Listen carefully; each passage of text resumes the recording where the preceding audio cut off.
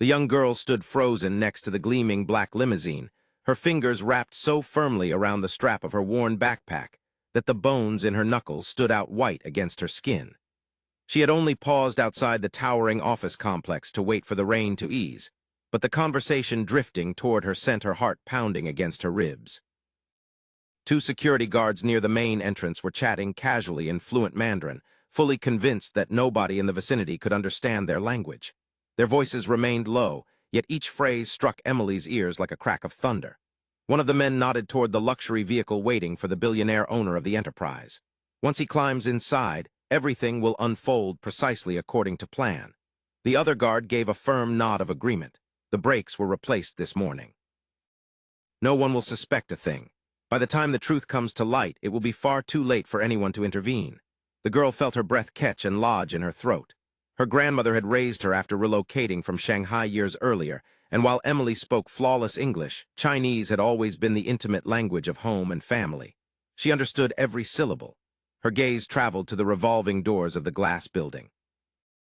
Daniel Harrison, one of the youngest self-made business magnates in America, was striding out surrounded by aides and executives. Cameras flashed in rapid succession. Staff members beamed with polished smiles. Investors reached out to shake his hand. Not a single person realized that death was waiting silently at the curb. Emily knew she had only a fraction of time to act. Ignoring the trembling voice of fear in her mind, she dashed through the crowd of onlookers. "Sir, please do not enter that vehicle."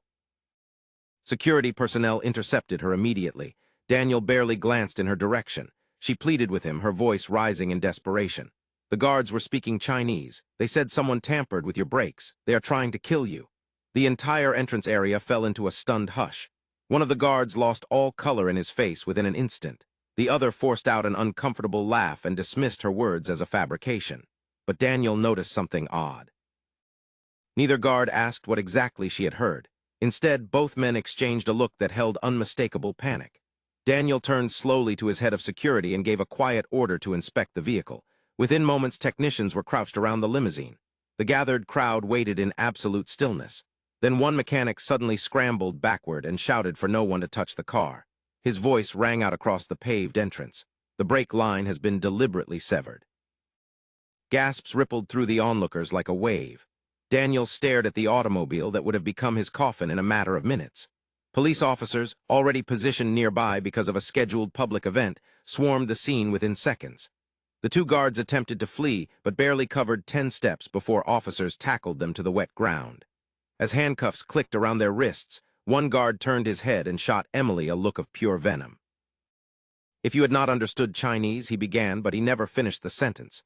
Daniel looked down at the trembling child. Rain dripped from her hair in steady rivulets. Her shoes were scuffed and thin. Her backpack showed evidence of multiple careful repairs. She appeared more frightened than anyone else present. He walked over slowly and lowered himself to one knee so that his eyes met hers at the same level. "You saved my life." She dropped her gaze to the pavement. "I simply could not let you die." "What is your name?" "Emily." "Where are your parents?" She hesitated before answering that they had passed away 3 years ago. Daniel's expression softened with sympathy. "And who takes care of you now?" "My grandmother." She explained that her grandmother worked as a nighttime office cleaner while Emily stayed in the school library after classes ended until it was time for them to walk home together. The rain that afternoon had delayed everything, placing her outside that building at precisely the right moment to overhear the deadly conversation. Daniel lifted his eyes toward the massive headquarters rising behind him. Hundreds of people labored inside those walls. Millions of dollars changed ownership every hour. Yet none of his expensive security measures had protected him. A small girl armed with nothing but courage had accomplished what vast sums of money could not buy. As the swirling police lights cast red and blue reflections across the damp asphalt, investigators began questioning everyone present. Early evidence revealed that the assassination conspiracy had been orchestrated by business rivals who hoped Daniel's sudden death would derail a billion-dollar merger they opposed. The two guards had accepted enormous bribes, confident that their secret conversation was completely safe because they assumed nobody nearby understood Mandarin. They had never imagined that the quiet child waiting in the rain would catch every word. Hours later, after giving her statement, Emily prepared to leave with her grandmother, who had rushed to the scene in tears after learning what had occurred. Daniel stopped them before they departed. "I owe your granddaughter my life. Her grandmother offered a gentle smile. She only did what anyone ought to do. Daniel shook his head firmly. No, many people hear danger and stay quiet because they are afraid. She spoke up despite risking everything. He reached inside his jacket and then paused, realizing that money suddenly felt like an inadequate expression of gratitude. Instead, he handed Emily his personal business card. If you ever need anything, please call me. Weeks slipped by. Emily forgot about the card until one evening when her grandmother collapsed from exhaustion while working her night shift.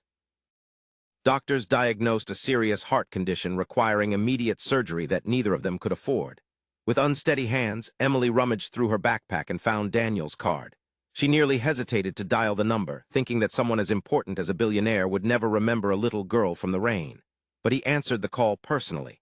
I have been waiting for you to reach out. Within hours, top specialists were examining her grandmother. The surgery was fully covered.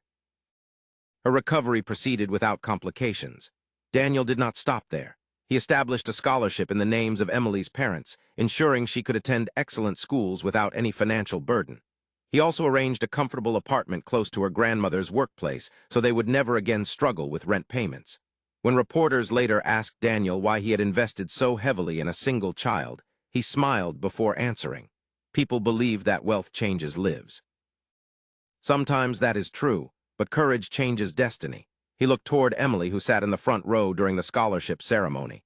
That little girl had every reason to remain silent. She had nothing to gain and everything to lose, yet she chose to save a stranger simply because it was the right thing to do.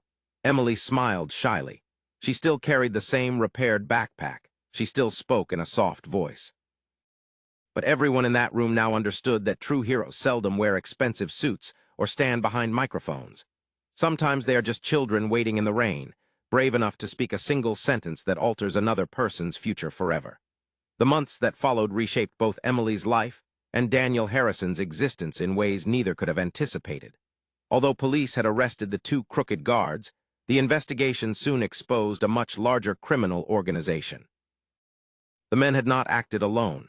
They had been hired by an international business syndicate that had lost millions after Daniel refused to participate in illegal financial dealings. The failed assassination had humiliated the group, and investigators worried they might attempt another attack.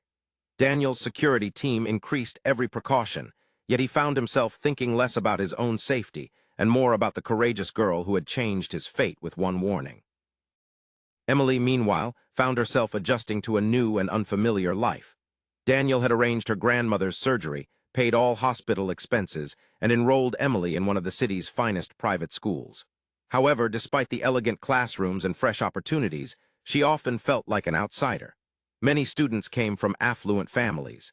Some whispered that she only attended because a billionaire had taken pity on her.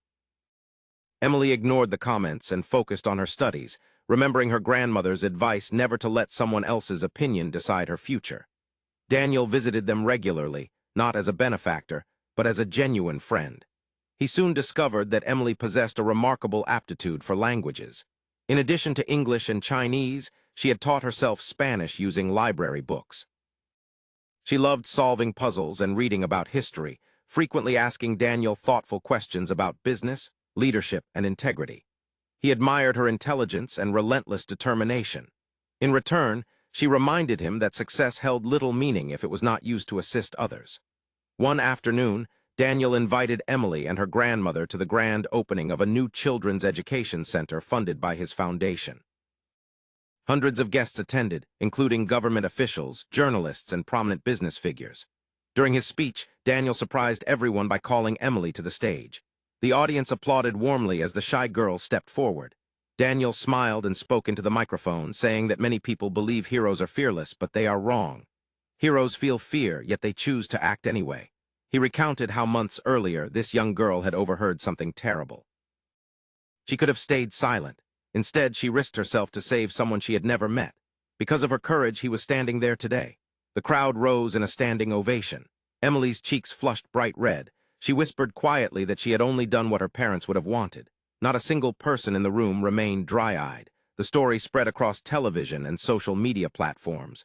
Millions watched the video of Daniel honoring the girl who had saved his life. Messages of encouragement poured in from all over the world. Schools invited Emily to speak about courage and integrity. She always concluded her talks with the same simple reminder that one does not need power to make a difference. Sometimes all it takes is the bravery to speak the truth, yet not everyone celebrated her rising recognition. Unbeknownst to Emily, one remaining member of the criminal syndicate blamed her for destroying their entire scheme. Determined to silence the only witness who had understood the guard's conversation, he began observing her from a distance.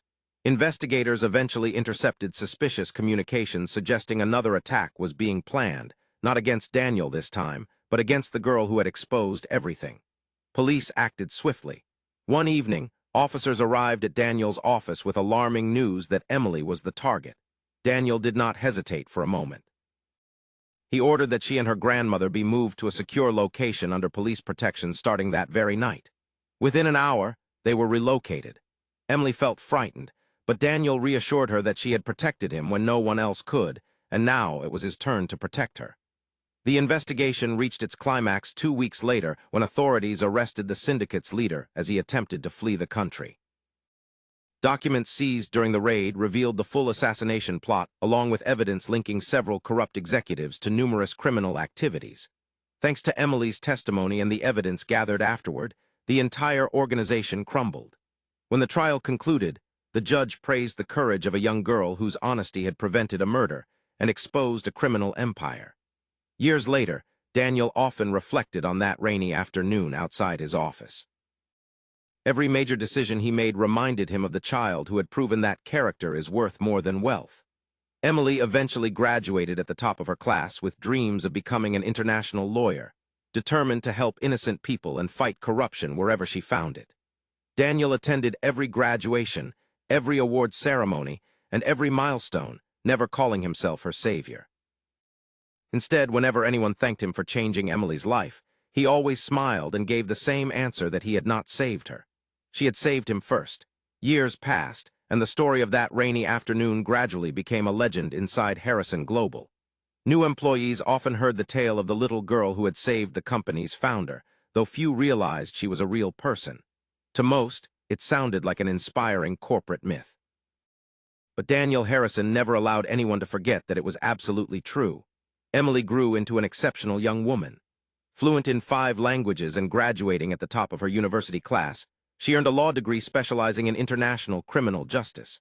She rejected offers from prestigious law firms that promised enormous salaries. Instead, she joined a task force dedicated to exposing corruption, human trafficking, and financial crime across international borders. Daniel could not have been prouder of her. He told her after her graduation ceremony that she had become exactly the kind of person the world needs. Emily smiled and replied that he had taught her that success means helping people, and she was simply following his example. One autumn morning, nearly 15 years after they first met, Daniel stood before the board of Harrison Global. At 60 years old, he announced that he would be stepping back from daily operations and creating a charitable foundation focused on education for underprivileged children. Then he made one final announcement, introducing the newest member of their board of directors. The conference room doors opened. Emily walked in wearing a simple navy suit, carrying the same repaired backpack she had kept all those years, not because she still needed it, but to remind herself of where she came from. The executives rose to their feet in applause.